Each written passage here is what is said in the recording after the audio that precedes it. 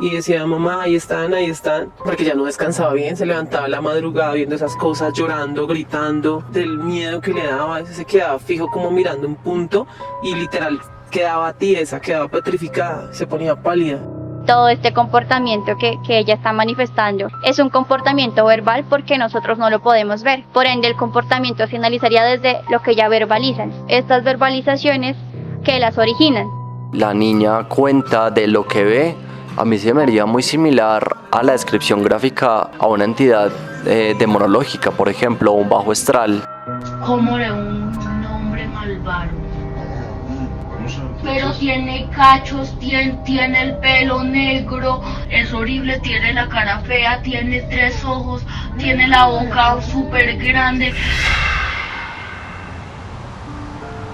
¿Qué pensaría usted si un día cualquiera su hijo o hija de 4 años o 7 le dice que está viendo entidades del más allá, que ve a familiares que habrían muerto años atrás antes de que ella naciera y que estos mismos le envían mensajes o razones a sus familiares vivos? Voy en dirección al Parque Metropolitano El Tunal en Bogotá, al encuentro con la mamá de la niña que afirma estar viviendo esta situación y muchas más. A ella le agradezco por permitirme contar este caso. Las primeras señales fue cuando ella era más pequeña, y tuvo como unos 3 años más o menos, que ella se levantaba y decía que Jesús había venido a visitarla y que la había llevado al cielo. Pues al principio como que, ay no, pues qué chévere, un sueño, y ya pensamos que era un sueño normal, pero ya era muy recurrente que ella repetía eso, así siendo tan pequeñita. Entonces yo dije, pues siendo tan pequeña no tiene la capacidad de imaginar tantas cosas y de saber cosas tan puntuales. Entonces yo diría que las primeras señales, alrededor de los 3 años, cuando ella manifestaba esos sueños en los que iba al cielo. Todos desde pequeños creo que nos rigen, la sociedad nos rige bajo unos parámetros religiosos. Y siento que a veces estamos tan encasillados en eso que nos dijeron desde niños que como que no vemos más allá. Y nadie, no, es que es así como nosotros lo decimos y ya, punto. ¿No? Digamos los que dicen que Jesús no existe, por ejemplo. No, eso es así, punto, no existe. ¿Por qué no? Porque no existe. A nosotros desde pequeños nos dijeron que no existe ya. Y sí, me parece que sí hay un sesgo muy grande. Yo me salí un poquito de eso y empecé a ver un mundo de posibilidades y unas cosas muy bonitas, muy interesantes, muy buenas para la vida también. Primero había soñado de ver el País de las Maravillas y luego donde Jesús. Y lo que pasó fue que de ahí como que ese sueño se rompió ese sueño y lo que pasó fue que vi unos familiares muy interesantes. Uno que no sé cómo se llamaba porque la verdad era, no sé si es el abuelo o el tío. ¿Cómo se llama? Donato. ¿Donato? Sí, y no sé qué era. ¿Y te dijeron algo? No, pero yo también conocí a la abuelita Mercedes otra vez. Y cuando yo escuché todos esos nombres, yo quedé así. Sorprendida. Y la abuelita Carmen me reconoció por mi cabello café. Y dijo, ¿cuánto has crecido? Yo le creí todo desde el comienzo, todo le creí. Sorprendida y como maravillada, podría decirlo. Yo decía, qué chévere que ya pueda haber cosas que nosotros no. Sí, y yo siempre trataba como de preguntarle, de indagarle, y qué ves, y cómo era, y de qué color. Incluso algunas cosas traté de anotarlas para que no se me olvidaran, porque para mí era un privilegio que mi hija pudiera tener la oportunidad de ver esas cosas. Pues cuando veía cosas bonitas, ella todo el tiempo estaba feliz, todo el tiempo estaba muy contenta, siempre era una niña feliz y siempre hablaba mucho de eso. A medida que fue creciendo, digamos que se volvió, no sé cómo decirlo, como entre comillas, como más espiritual. Entonces ella, a medida que fue creciendo, ella ponía que le colocaran música de alabanza o música de esa que utilizan como para relajarse. Entonces decía, ay, esa música suena en el cielo, colócame esa música, y a empezar a ser como más espiritual. Ese fue el cambio principal que yo noté, como la espiritualidad, y salir con cosas que ella no tendría por qué saber. Ejemplo, a mi mamá una vez se le perdió una gatica, y mi mamá la buscó por todo lado. Y ella un día estaba jugando, y se paró de la nada y le dijo, ya no busques más a la gatica que ya no va a volver, ella está en el cielo. Y quedamos como, o sea, cambios de que decía cosas que no tendría por qué saber, que antes no decía. como antes? ¿Al abuelito Donato lo viste como antes? Y dijo que saludos a mi papá, que eras tú. Sí. Sí, porque al abuelito Ernesto y a ti te extrañan muchísimo, pero dijo que estaban más felices en el cielo. Para allá era muy recurrente ir al cielo y casi que era normal. Entonces cuando no iba, decía, ay, qué raro, Jesús hoy no vino a visitarme y no me llevó al cielo, ¿qué estará pasando? ¿Será que no estoy orando tanto? ¿Será que no me quiere llevar? Pero ¿cuándo me volverá a llevar? ¿Cuándo volverá a visitarme? O sea, siempre decía eso. Y un día dijo, imagínate que volvió Jesús y me volvió a llevar al cielo. Entonces yo le dije, ¿en serio? ¿Y qué viste? Dijo, imagínate que vi a una señora muy bonita, pero era joven, no tenía gafas. Y me dijo que era la abuelita Carmen. Y yo, o sea, mi primera reacción fue que se me escurrieron las lágrimas, porque mi hija no la conoció. Pues no la conoció solamente por fotos y yo le hablo mucho de ella. Dijo que era la abuelita Carmen, que ella te extrañaba mucho y que te amaba muchísimo. Entonces mi primera reacción, obviamente me puse a llorar, le pregunté más detalles, me dijo también estaba con el abuelito, ya no tienen gafas, ahora se ven jóvenes, se ven bonitos y me decía unas cosas puntuales. Decía, mamá, la abuelita dice que gracias por los masajes y yo... O sea, era algo que ella no tendría cómo saber, que en vida yo le hacía masajes a mi abuelita porque ella después de las quimios de la radio, ella sentía que la espalda se le quemaba. Entonces yo cogía con cremita, le hacía masajes en la espalda y ella decía, ay, mi hija, este masaje me reconforta, me hace sentir como mejor, hágame otro poquito. Y me salió con eso. Y el papá también quedó helado, o sea, porque eran cosas muy específicas que ella no tenía cómo saber con tan corta edad. Hemos llegado a este café llamado La Hechicería para encontrarnos con una persona que nos va a dar su punto de vista sobre este caso tan curioso y tan paranormal. Así que vamos allá. ¿Qué opinión tiene de este caso que le ocurre a esta niña? Yo siento que es un tema muy delicado y es un tema al cual le creo 100%, porque es un tema en el que los niños tienen muchísimos dones y una conexión mucho más intrínseca con el mundo, digamos, lo astral o paranormal, por así decirlo, ya que los adultos de alguna manera se permean con un montón de creencias en donde la razón también entra a jugar un rol muy importante y a cuestionarlo. Entonces a decir, estoy loco, estoy loca, la esquizofrenia y un montón de vainas más. El punto es que yo le creo y siento que es importante prestarle toda la atención del caso, darle todo el apoyo, pero considero que es un caso con mucha fuerza y es un caso el cual debe ser muy bien atendido. Que a veces cuando escucho esos ruidos tiene un poder para hacer que yo tenga ansiedad de eso. ¿De miedo? Pero no es de la ansiedad que ustedes piensan que es súper grave, sino ansiedad de miedo. Siento cosas feas, miro para otro lado y muevo los ojos raros. Yo los muevo así. O a veces como me pongo rara de los ojos. Pues para mí es completamente cierto, dado que una niña bien se puede inventar las cosas, un niño no tiene, bajo mi opinión, no tiene la malicia de ponerse a inventar ciertas cosas, y por lo que siento, le quieren ayudar, por lo que siento, están buscando respuestas, por lo que... Entonces yo no siento que la niña tenga que llamar la atención, por el contrario, por la descripción de lo que la niña cuenta, de lo que ve, a mí se me haría muy similar a la descripción gráfica, aunque cada persona lo ve de manera muy diferente, a una entidad demonológica, por ejemplo, un bajo astral. El punto es, estos seres se alimentan de la energía vital, de los espacios, de las personas, y se me hace muy teso porque no es algo que ocurra solamente en la casa, sino que, por lo que sé, la acompaña a todas partes, en el colegio, la tormenta.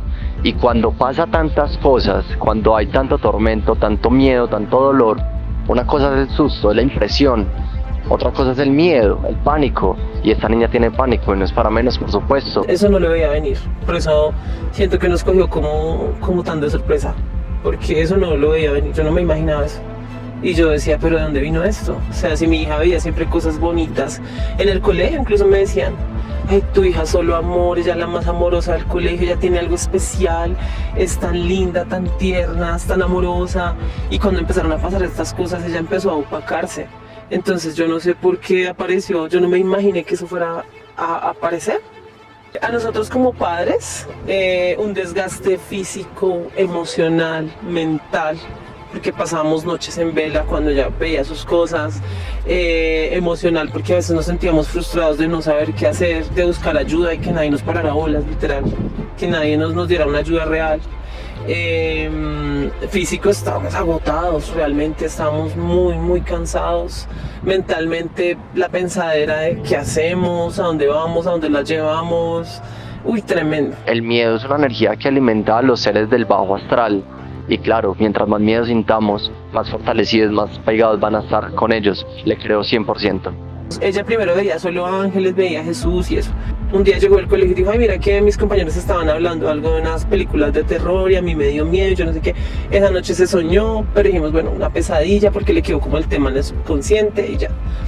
Pero empezó, ya un día se levantó y dijo, ay, no, mira que ya no vi ángeles, hoy ya no vi ángeles, vi unas cosas muy feas. Entonces yo le dije, ¿qué viste? Entonces dijo, vi unas cosas que volaban encima de mi cama y me decían que no creyera en Jesús, que no orara, que no existía, que eso no les gustaba a ellos y se tapaban los oídos y chillaban todo feo. Y esas cosas son muy feas, a mí me dan mucho miedo y yo me tapo.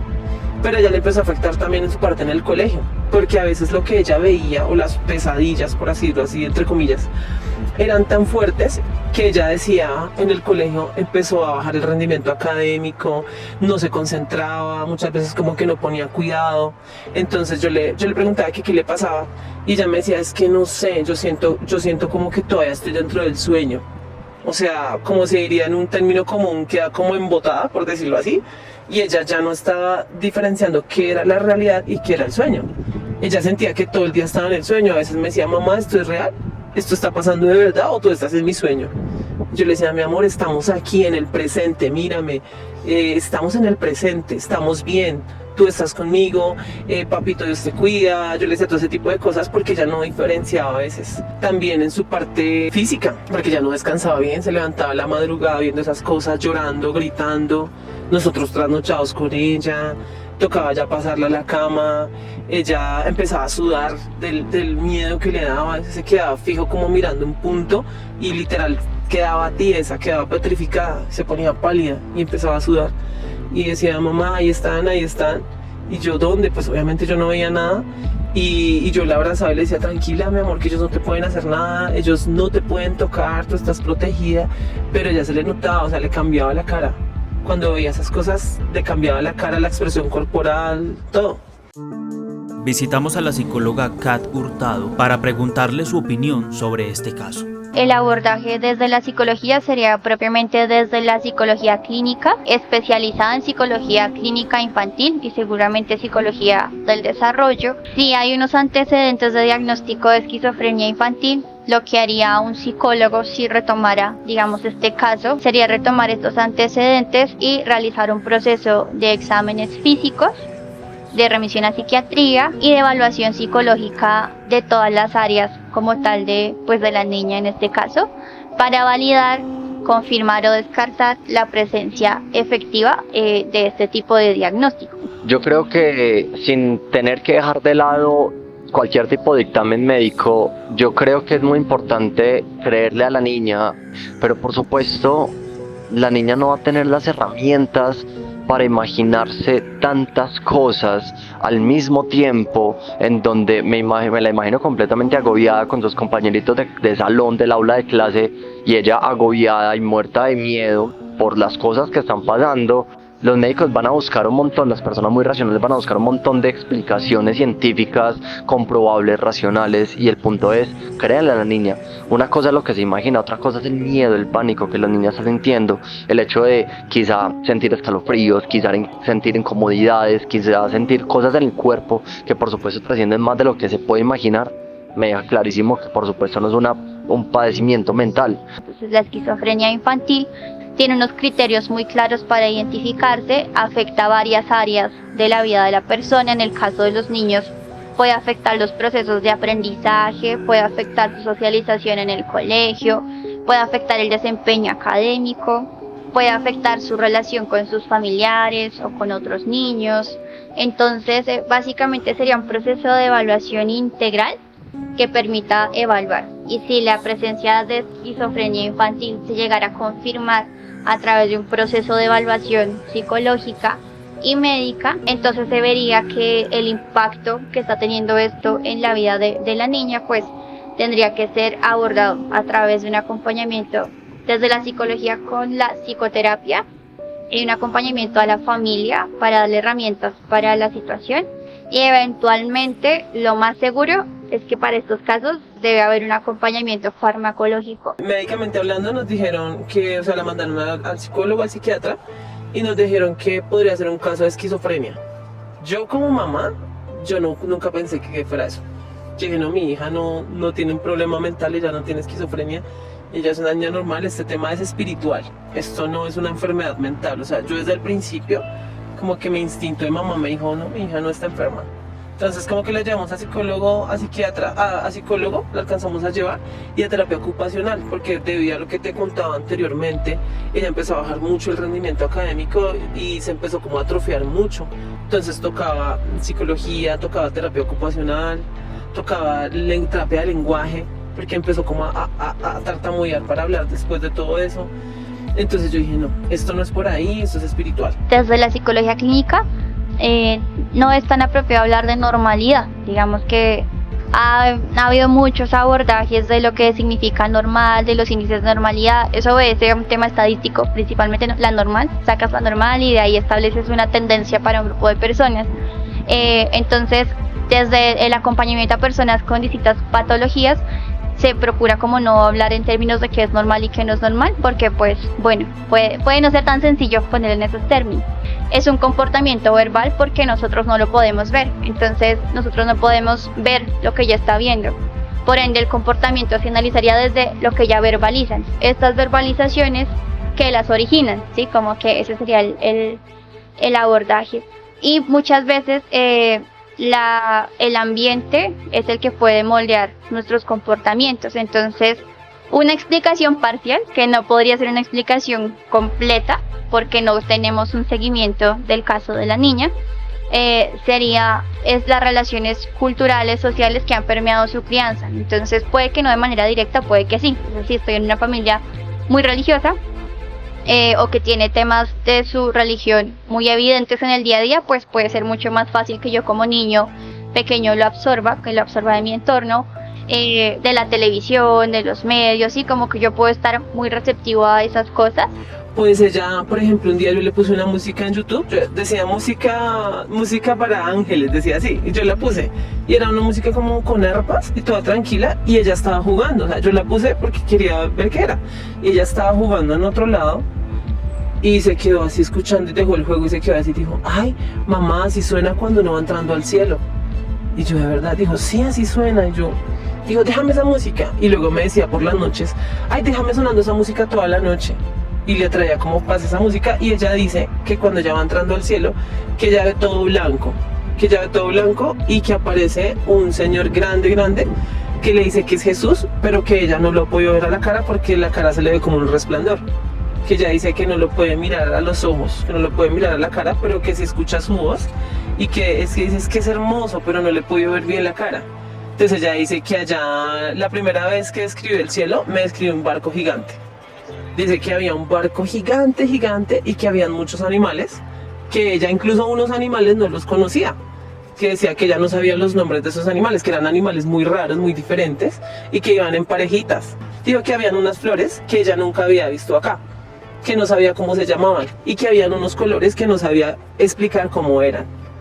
Dijo, es que son unos colores que... Y se quedaba pensando, decía, es que no sé, son unos colores que no hay aquí, que yo no los he visto acá, es que no sé cómo decirlo. Y ya no sabía expresar los colores porque dice que no existen acá. Así es como ella describe el cielo. Y dice que los ángeles están siempre alrededor de Jesús, y que los ángeles son los que reciben a las personas que llegan al cielo. Pues imagínate lo que me dijo, unos detalles que yo me puse después, me quedó sonando y me puse a investigar después. Me dijo que habían unos ángeles de 2 alas, unos de 4 y unos de 6. Entonces, eso lo dice en Apocalipsis, que es un libro bastante difícil de entender, y que yo jamás le hablaba ya de ese libro. O sea, si yo no lo entendí, pues yo quiero hablar a mi hija de eso. Y ella me decía eso, entonces decía que los de 6 eran los más poderosos, que en este caso son los serafines. Y ella decía que los de 6 con 2 alas volaban, con 2 se tapaban el rostro y con 2 los pies. Y que ella les preguntó que por qué se tapaban la carita. Y entonces ellos le dijeron que era tanta la hermosura de ellos que no querían que las personas que iban llegando al cielo creyeran que ellos eran Dios o que eran Jesús, que el Padre era el Padre, el Creador, pero que ellos no podían mostrar su cara para que la gente de pronto no los alabara a ellos, sino solo al Padre. Y cosas bien puntuales, ella narraba cosas muy puntuales.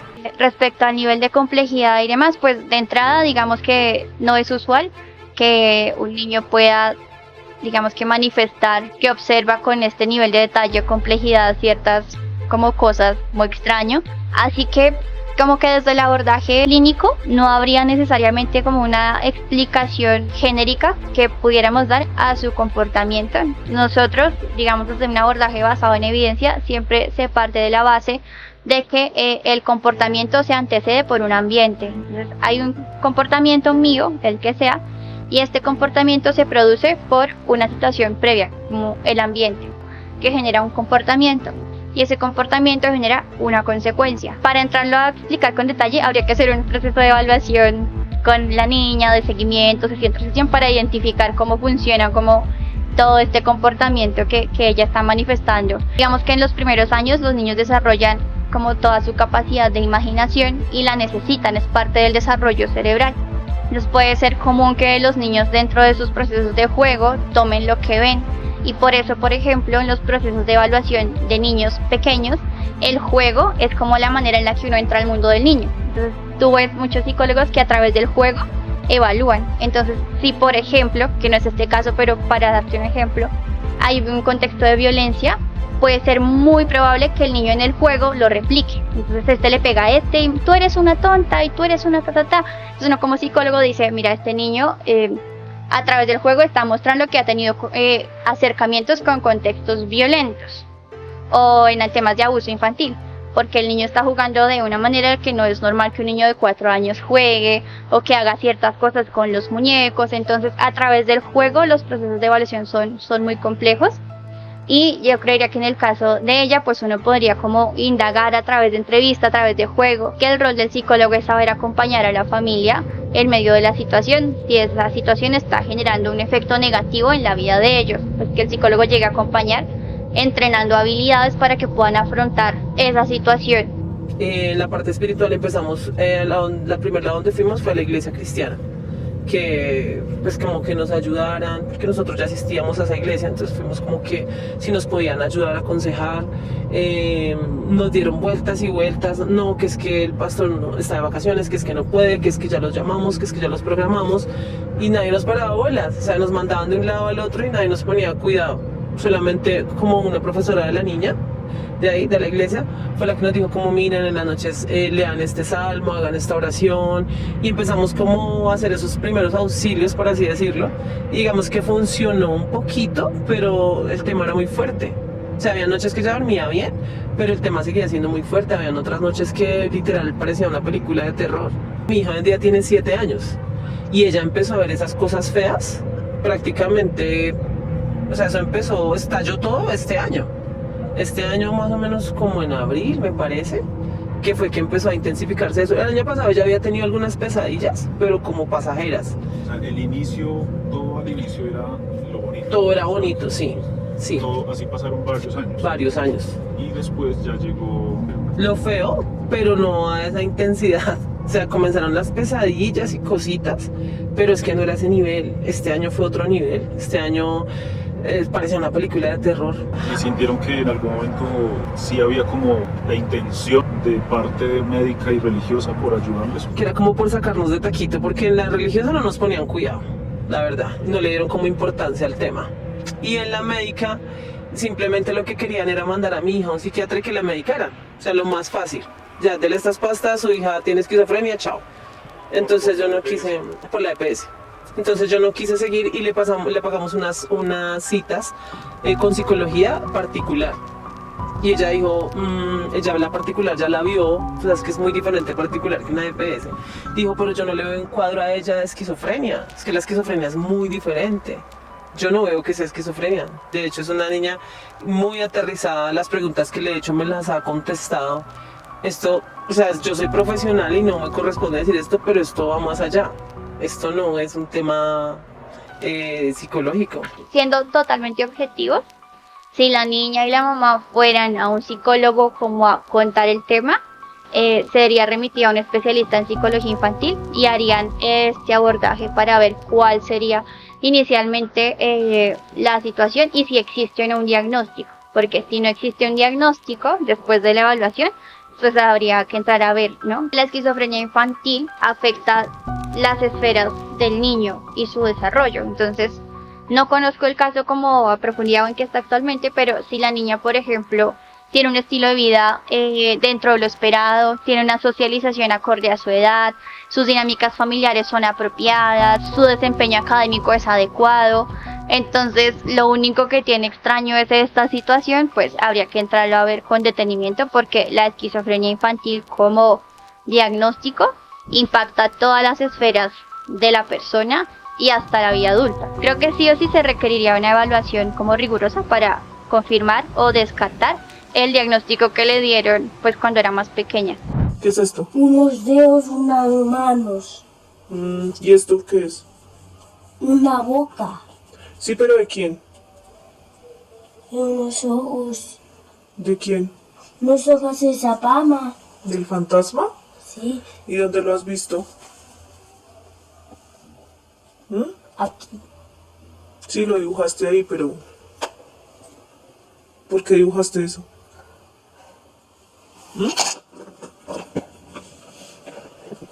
En Zapama como somos los Sánchez. Lo más importante es la unión familiar y cómo toda la familia puede soportar y puede ayudarle. Entonces, independientemente de lo que crean, orar juntos, pedir protección desde los seres de luz para que le ayuden, buscar personas. Y con esto quiero ser muy enfático, buscar personas que le genere toda la confianza del mundo. Uno siempre sabe quién sí y quién no. Quien no, descártelo y no vaya ni siquiera. Quien sí, por supuesto, pídale toda la ayuda.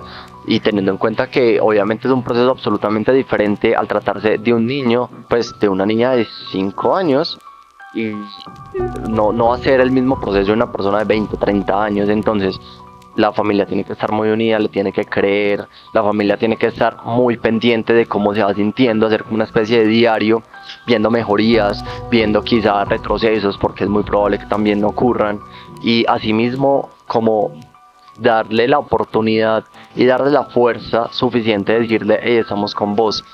Así la niña se va a sentir protegida, así la niña se va a sentir pues que le creen, y sobre todo se va a sentir como muy acompañada en el proceso, porque sola no va a poder. La niña lo tiene que hacer con la familia y con personas que le puedan ayudar. Vamos a buscar por otro lado, pero como en esa búsqueda yo tampoco quería como meterme con cualquiera, ¿sí me entiendes?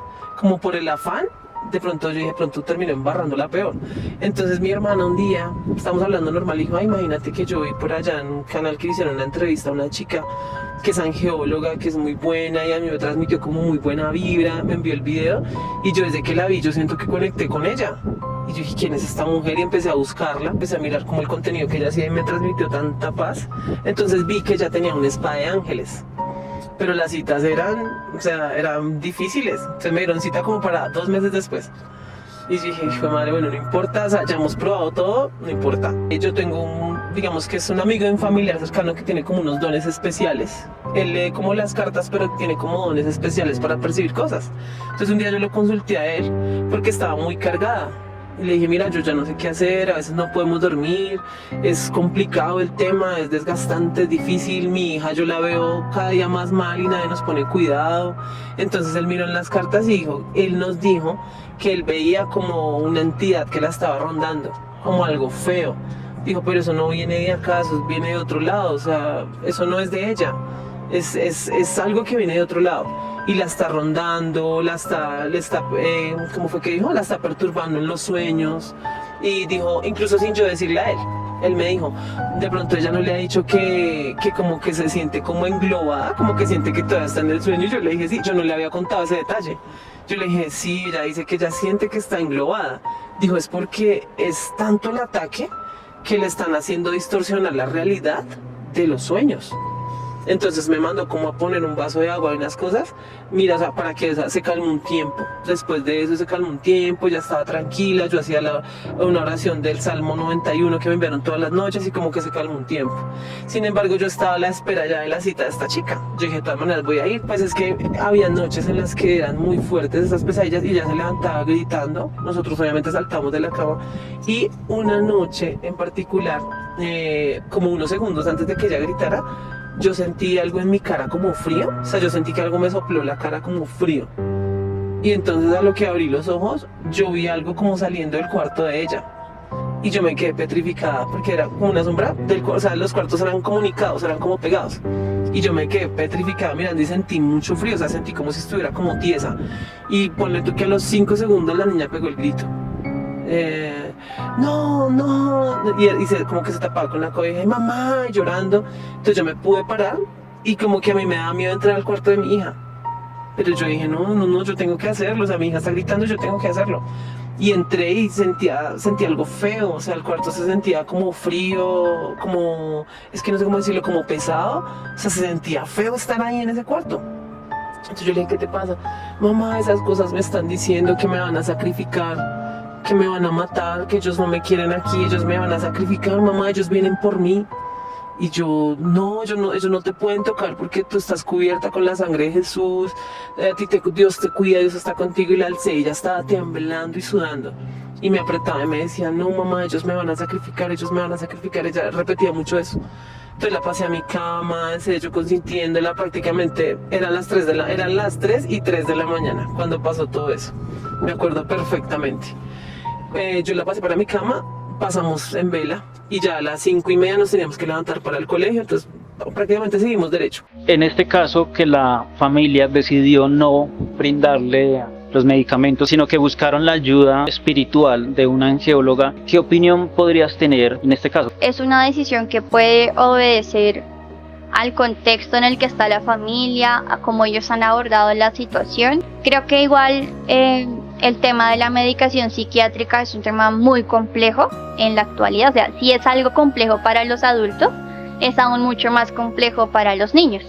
Es muy común en los espacios de psicoterapia o psiquiatría infantil que si se llega a recurrir a medicación, pues haya mucha resistencia por parte de los papás, digamos, al tema de medicación. Eso depende mucho también del enfoque terapéutico y del enfoque psiquiátrico. Entonces, hay modelos de acompañamiento psicológico psiquiátrico que no recurren necesariamente a la medicación. Pues es una decisión que se debe tomar con plena conciencia, con revisión como de todas las situaciones. Creo que también es muy válido que uno como familia decida como agotar todas las alternativas frente a una situación que se está presentando con un hijo. Entonces, más allá de juzgar si obraron bien o obraron mal, creo que habría que ver como cuál ha sido el resultado de la decisión que han tomado como familia. En medio de todo se puede comprender, porque no es fácil que un hijo de uno tenga que recurrir a medicamentos psiquiátricos, cuando es muy común que dependiendo del tipo de tratamiento los efectos secundarios pueden ser muy complejos. La medicación psiquiátrica en niños con esquizofrenia infantil se suele brindar cuando el nivel de esquizofrenia infantil está digamos como tan fuerte o es tan intenso que genera que el niño se agreda a él mismo o a los demás. Entonces es como en niveles donde el tema ya es completamente disfuncional, donde el niño puede atentar contra su vida, ¿sí? Esto te lo tendría que ser un experto en esquizofrenia. El tema de hecho es súper interesante, pero hay una cosa muy curiosa y es que por algún motivo muchos de los temas de esquizofrenia se asocian a entidades, a demonios, a monstruos. No conozco cuál es la explicación para eso, pero sí suele ser una tendencia. Entonces, en la esquizofrenia de adultos, puede que la esquizofrenia infantil es más visual, la esquizofrenia de adultos es más auditiva. Entonces, si un adulto te dice que ve cosas de buenas a primeras, como que ahí no es habitual en la esquizofrenia. Lo habitual cuando se te desarrolla la esquizofrenia en la vida adulta es que escuches cosas, es auditivo, las alucinaciones son auditivas. Y esas alucinaciones suelen ser como para que la persona se lastime a sí misma o a los demás, como lánzate, lastímate. Habría que preguntar a alguien experto el por qué. Yo no lo llego a entender porque hasta allá, digamos que no va mi formación, pero sí es como muy inquietante, ¿no? A mí me inquieta. Y en la esquizofrenia infantil puede pasar que también insten a los niños a lastimarse, estas alucinaciones, o a lastimar a otros. Entonces, si está en ese nivel, seguramente lo que hacen los psiquiatras es de inmediato recomendar un manejo farmacológico o, si se requiere para síntomas graves, la hospitalización para garantizar la seguridad del niño. Entonces, yo te estoy contando lo que es la esquizofrenia y cómo se maneja. Sí. En este caso, pues no tenemos suficiente información para saber si llegó a ese nivel. Yo creo que según cómo vieron los papás la situación, dijeron como que probemos otras alternativas y creo que está bien si un padre está buscando el bienestar de su hijo, como agotar las alternativas para que tenga el mayor bienestar posible. Creo que es comprensible. Otra noche yo estaba pues muy agotada porque llevaba varias noches sin dormir y ese día yo caí profunda y dije, ay Dios, o sea, hice una oración como entre dormida. Yo dije, Dios, si yo no puedo cuidar a mi hija, cuídala tú. Y me quedé profunda porque estaba muy cansada, llevaba varias noches trasnochando. Y un momento en el que yo no sé exactamente qué horas eran, sino que un momento en que yo estaba en un sueño profundo y como que algo me despertó de golpe. Entonces yo me desperté y me quedé mirando hacia la habitación de mi hija y vi algo saliendo, pero era algo muy diferente y yo sentí algo diferente. Yo no sentí miedo, ni sentí nada. Yo vi como una armadura dorada, grande, con una espada larguísima, como saliendo del cuarto de la niña. Y entonces yo me quedé así mirando y yo como que yo estoy despierta, pero, o sea, el subconsciente como que si estoy despierta o estoy soñando. Pero yo lo vi. Cuando yo parpadeé ya no estaba. Y yo, o sea, eso que parpadeé no estaba y volví a caer en el sueño profundo. Y el otro le dije, ¿cómo dormiste? Entonces me dijo, súper bien. Mira que súper bien. Anoche volvió Jesús a visitarme porque él hace rato no venía. Y anoche él me dijo que había enviado a sus ángeles y a sus arcángeles alrededor de mí. Y imagínate que vino el arcángel Miguel. Y yo, de verdad, eso nunca lo había mencionado. Ella mencionaba a los ángeles, en general ángeles, pero no había mencionado nombres en particular. Y yo le dije, ¿de verdad? ¿Y quién te dijo que se llamaba así? Dijo, él mismo. Una vez que yo le pregunté, y yo le dije, sí, ¿cómo era? Dijo, ay, tenía una armadura grande y tenía una espada grandísima. Y él me dijo que él era es que ya dijo algo en particular, que él era el llamador de los ejércitos. Y yo le dije, ok, o sea, yo quedé como, ok, porque eran cosas muy puntuales. Y yo le dije, ¿el llamador de los ejércitos? Sí, mamá, él me dijo así. Y yo, él dijo que él con su espada iba a espantar esas cosas feas. Y dormí súper bien. Y yo, Dios mío, ¿qué es esto? Creo que lo primero que uno le podría decir a cualquier familia que esté pasando como algo atípico con sus hijos es decirles pues que no están solos, que hay muchos padres que en la actualidad tienen que lidiar con distintas problemáticas de sus hijos en las distintas dimensiones. Pues yo como psicóloga o nosotros dentro del campo de la psicología, pues tenemos la posibilidad de acompañar a las personas, bien sea por temas clínicos o por ejemplo temas educativos. Entonces hay papás que luchan con el rendimiento académico de sus hijos, o porque todos los niños están bien en matemáticas y mi hijo no, porque todos van más rápido y él va más lento, temas de depresión infantil, porque mi niño se aísla, o porque mi niño es tan agresivo. Bueno, como que cada uno tiene unas distintas formas. Esta pues por supuesto es como inusual, por decirlo así, no, pues mi niño está viendo esto, dice que esto, le hablan, pero que digamos siempre como que el amor que uno siente como padre hacia sus hijos es el que lo puede llevar a tomar como las decisiones correctas. Yo siento que un padre, esto puede ser más personal, vale la pena que se deje llevar como por ese instinto materno, paterno, que de alguna manera les va mostrando, yo siento que esto sí, yo siento que esto no. Es muy importante, si llegan a requerir acompañamiento profesional, buscar un buen profesional. Hoy en día las personas no saben cómo buscar un buen psicólogo, un buen médico, entonces no tengan miedo de indagar, de explorar. Hoy en día tenemos muchas facilidades para investigar qué tipo de acompañamiento sería el mejor, ¿sí? Porque muchas veces es fácil caer como con un profesional que de pronto no es afín y terminamos más confundidos. Entonces, tomarse el tiempo de ver que si requieren un acompañamiento profesional, pueden indagar cuál sería el mejor. Si son temas de niños, es un psicólogo especializado en psicología clínica de la niñez y de la adolescencia. No es un psicólogo generalista, no es un psicólogo de trastornos X, no es un psicólogo de adultos. Hay un psicólogo capacitado para atender dinámicas propias de los niños. Entonces, buscar directamente un especialista es como una de mis recomendaciones.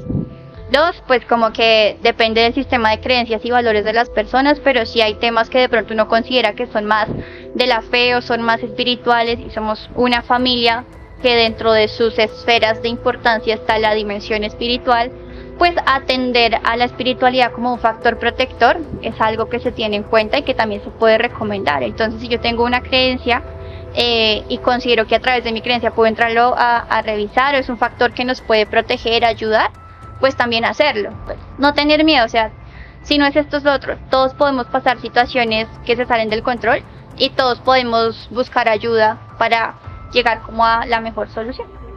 ¿En el colegio les enseñan algo de esto?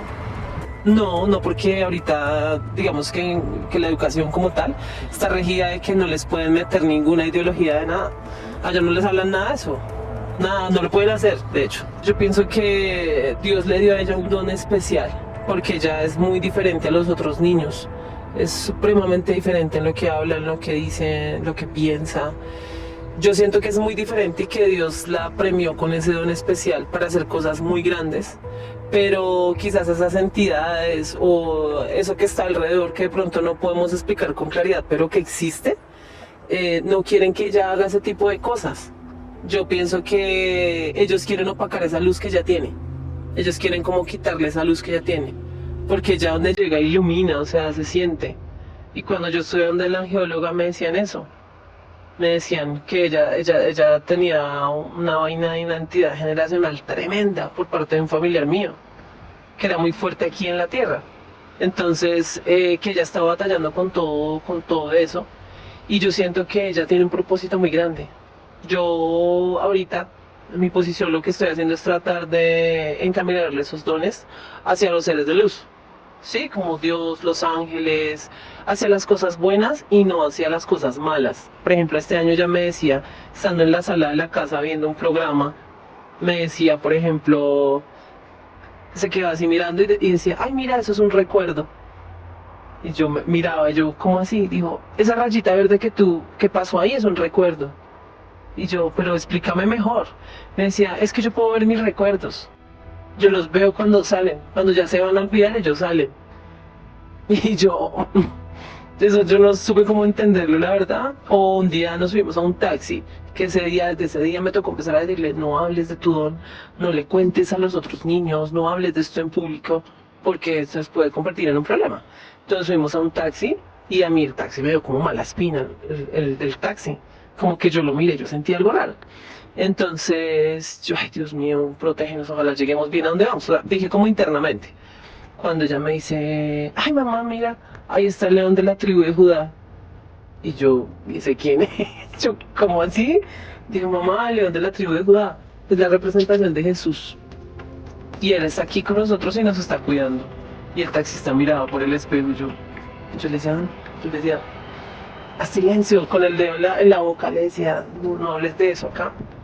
Y me ha tocado decirle como no hables de eso, porque no te van a entender o te van a juzgar o te van a criticar. Pues yo lo que estoy haciendo ahorita como mamá es fortaleciendo primero su autoestima, que no crea que ella es diferente a los demás, que es para mal, ¿no? Que es rara o algo así. Primero fortaleciendo su autoestima, enseñándole que ella tiene unos dones especiales, pero que no por eso es que sea el bicho raro. Sí, yo le estoy fortaleciendo mucho su autoestima, su pensamiento, la estoy enseñando a ser muy crítica con las cosas, como para que no coma entero todo y como para que cualquier cosa que le digan no la derrumbe. Eso es lo que yo estoy haciendo. Yo también me he tenido que capacitar y también me he tenido que volver una dura en muchos temas que antes ignoraba por completo para poder ayudar a mi hija y fortalecerla para cuando ese momento llegue de enfrentarse al bachillerato, a la universidad, que ya de pronto ya tenga sus dones más controlados, ya lo hemos venido manejando, ella ya sabe, por ejemplo, que no puede hablar en público de eso, ella ya sabe que a los niños no les puede hacer comentarios, así vea algo, ella no les puede hacer comentarios, y ya lo sabe. Entonces, pues básicamente eso es lo que estoy haciendo, vamos a ver qué va pasando en el futuro. sea del gremio que sea con la técnica que use la persona, que le genere confianza, ¿cierto? Pero si la persona, por ejemplo, es muy, no sé, creyente de alguna religión, pues pide ayuda en la religión, ¿cierto? Y no está mal. Lo que hacemos nosotros, o por lo menos hablo por mí, es mostrarle a la persona lo que vamos a hacer, tratar de que la persona entienda completamente cómo es el proceso. Hay que limpiar la casa. El hogar es un espacio sagrado, y el espacio sagrado es donde nos recargamos. Y si el espacio sagrado está cargado energéticamente, cuando la niña duerma, es decir, cuando la niña entra en astral, por supuesto la van a atormentar y por supuesto esas entidades van a tener más control sobre ella. Entonces hay que limpiar la casa, hay que limpiarla a ella, y yo siento que es como, eso no va a ser una limpieza solamente, eso va a ser un seguimiento constante. Entonces es chévere que la persona abra la mente, sea el gremio que sea, vuelvo y digo, pero que le genere confianza. Y si definitivamente no quiere creer porque no le gusta, porque va en contra de sus creencias, por lo que sea, en personas que trabajamos un poco más desde temas holísticos, más espirituales, fuera de la religión, por supuesto, pues acuda a la religión y está perfecto, porque hay muchos sacerdotes que hacen este tipo de trabajos, de limpiezas, y está perfecto. Pero lo que sí es indiscutible es que tiene que buscar ayuda, y hay personas como yo y como otras personas que trabajamos muy desde la luz, que nos movemos mucho en estos aspectos, en estos ámbitos o ambientes un poco más densos, pero con el único fin de traer luz y de traer tranquilidad. Mi hija no volvió a ver cosas feas, o sea, fue ir donde la angeóloga y fue como la única que nos pudo ayudar realmente, porque no volvió a ver cosas feas. Incluso un día mi hija, "Ay, estoy contenta porque esas cosas feas no volvieron a aparecer". Pero si, digamos, ve ángeles más seguido, entonces estamos en cualquier lado y dice, "Ay, mira, ya hay un ángel pequeñito". Y un día estábamos en la sala viendo televisión y se quedó mirando así como para el techo. Y yo, ¿qué? Pero así como embobada mirando. Yo le dije, ¿qué miras? Dijo, no, es que ese ángel no lo conocía. Y yo le dije, ¿y cómo se llama? Entonces ahí quedó mirando. Dijo, ¿cómo? Sad. ¿Cómo? Y entonces como que escuchaba algo que claramente nosotros no. Decía, mamá, él dice que se llama Zadkiel. Dice que es el arcángel de la transmutación, que es el que transmuta todas las cosas malas a cosas positivas, y que él va a volver todo más bonito. Y ella a veces en donde está dice, ahí hay un ángel, o detrás tuyo hay un ángel, o ahí en la puerta hay muchos ángeles. No, lo contrario. Decía, cuando veía cosas feas, decía, está ahí detrás tuyo, está, y se ponía muy alterada y no podía casi hablar, o sea, se le iba casi que la respiración. Ella decía, es que yo soy una simple niña, yo no sé cómo combatirlos a ellos. Pero con los ángeles ya para ella es muy normal. Y ha evolucionado en cuanto a que solamente ve cosas bonitas. Ya no volvió a tener pesadillas, otra vez volvió a ser la misma de antes. Es súper alegre. Ella ahorita está en terapias psicológicas, sigue con sus terapias porque a pesar de que mejoró un montón, no hemos dejado la terapia psicológica. Ella cada 8 días tiene una terapia. ¿Crees que es importante esa parte también? Sí, claro que sí, para que ella aprenda a manejar sus emociones también, porque ella a veces no conoce la emoción de la ira porque siempre está muy feliz. La psicóloga me dice que siempre está feliz, que siempre está contenta. Me mostraba los dibujos que ella hace, porque tú sabes que los psicólogos pueden ver muchas cosas a través de los dibujos. Y me mostraba los dibujos y por los trazos y por su forma de dibujar, bueno, pues ellos que son profesionales saben. Me decía que ella es una niña muy feliz, muy segura de sí misma, que tiene una autoestima altísima y que siempre está feliz. Pero el problema ahora es que ella no sabe diferenciar la emoción de la ira, porque siempre está feliz. Y también es importante trabajar esas cosas. ¿Qué consejo darías a otras familias que puedan estar pasando por experiencias similares con sus hijos? El primero, que les crean todo. Los niños que puedan estar pasando por eso, sepan y sientan que sus papás son su lugar seguro. Porque yo siento que si uno no puede creer en sus papás y no puede confiar en sus papás, ¿en quién se va a refugiar siendo un niño? Lo primero, que les crean. Lo segundo, que abran la mente. Yo no era de muchas cosas, yo no era de ángeles ni nada de eso, y a mí me tocó sí o sí abrir mi mente y decir, ok, puede que yo no lo crea, pero puede que exista. Por el hecho de que yo no lo crea no quiere decir que no sea real. Y, o sea, eso, que abran su mente a que pueden haber muchas cosas. Lo tercero, que busquen los recursos religiosos o médicos o lo que sea para tratar de hacer algo, no quedarse con eso, sino tratar de hacer algo. Y lo siguiente, que no coman cuenta a cualquier charlatán, que no busquen en el afán, que no busquen a cualquier charlatán, sino que se aseguren bien por su intuición, podría decirlo de papás, que se aseguren que sea una persona que sea idónea y que no les vaya a sacar plata por sacarles plata y en realidad no, antes saben peores las cosas. Con esta experiencia también he podido sanarme yo, también he podido crecer como persona, en mi parte espiritual he podido avanzar, he podido aprender cosas de ella muy bonitas y he podido indagar otras que son totalmente nuevas para mí, pero las abrazo con cariño, con amor, he aprendido un montón, he crecido un montón y siento que soy mejor persona ahora gracias a todo eso que pasó.